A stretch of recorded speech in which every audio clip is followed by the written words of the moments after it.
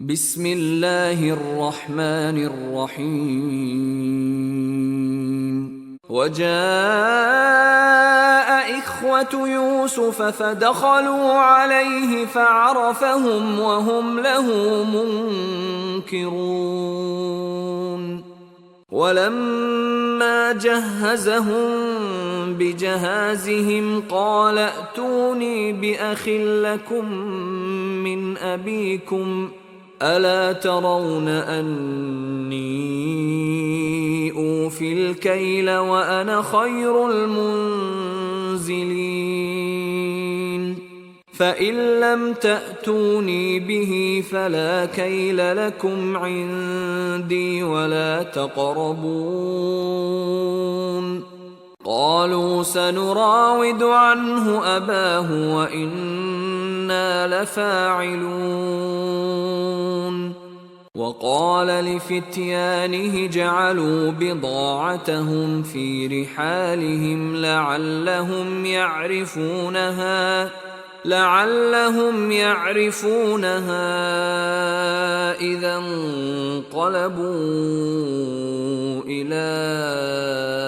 أهلهم لعلهم يرجعون فلما رجعوا إلى أبيهم قالوا يا أبانا منع منا الكيل فأرسل معنا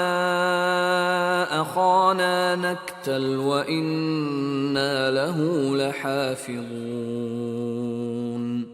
قال هل آمنكم عليه إلا كما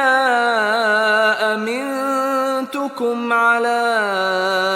أخيه من قبل فالله خير حافظا وهو أرحم الراحمين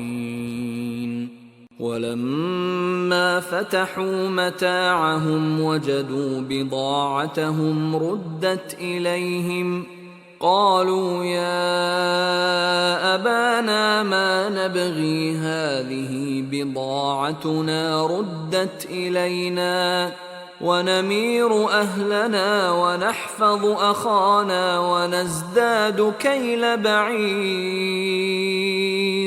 ذلك كيل يسير قال لن أرسله معكم حتى تؤتون موثقا من الله لتأتونني به إلا أن يحاط بكم فلما آتوه موثقهم قال الله على ما نقول وكيل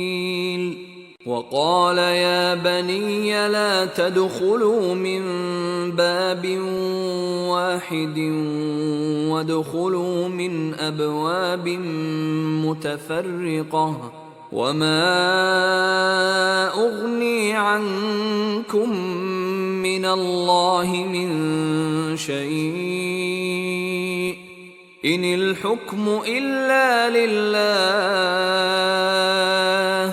عليه توكلت وعليه فليتوكل المتوكلون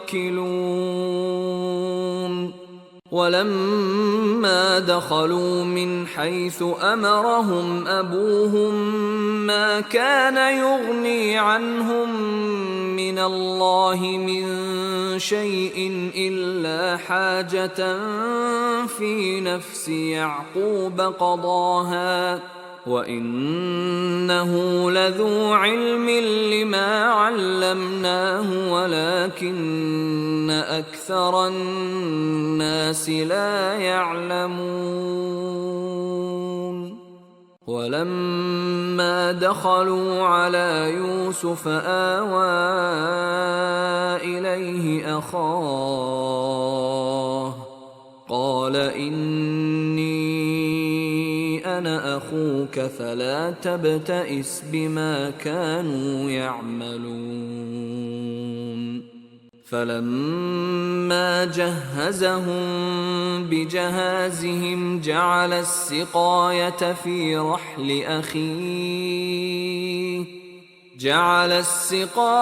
في رحل أخيه ثم أذن مؤذن أيتها العير إنكم لسارقون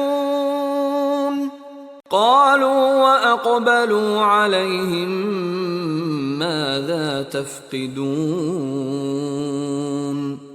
قالوا نفقد صواع الملك ولمن جاء به حمل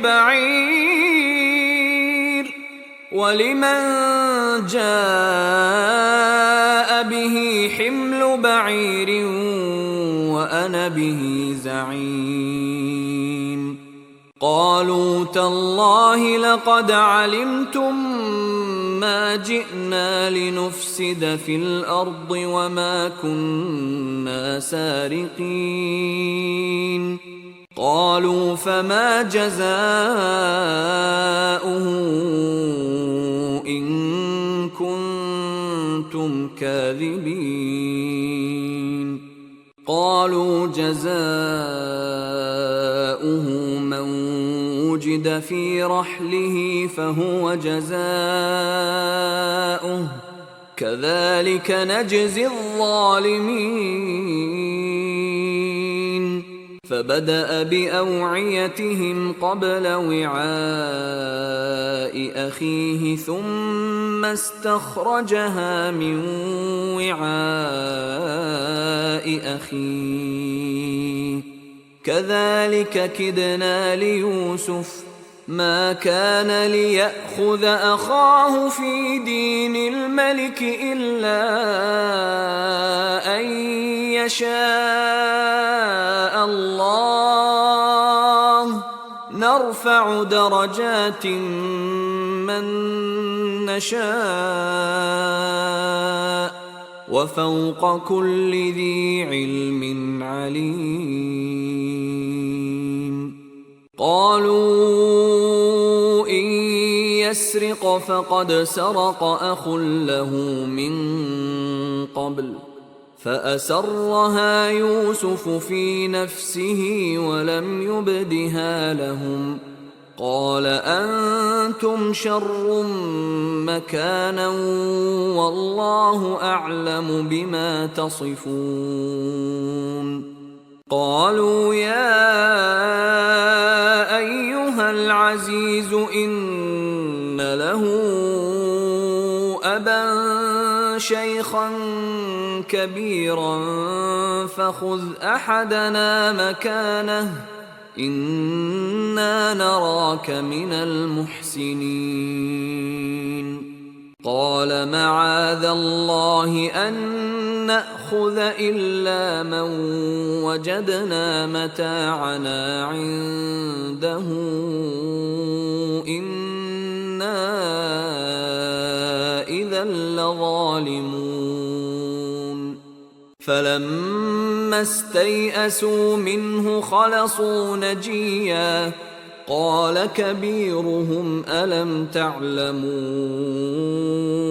أن أباكم قد أخذ عليكم موثقا من الله ومن قبل ما فرطتم في يوسف فلن أبرح الأرض حتى يأذن لي أبي أو يحكم الله لي وهو خير الحاكمين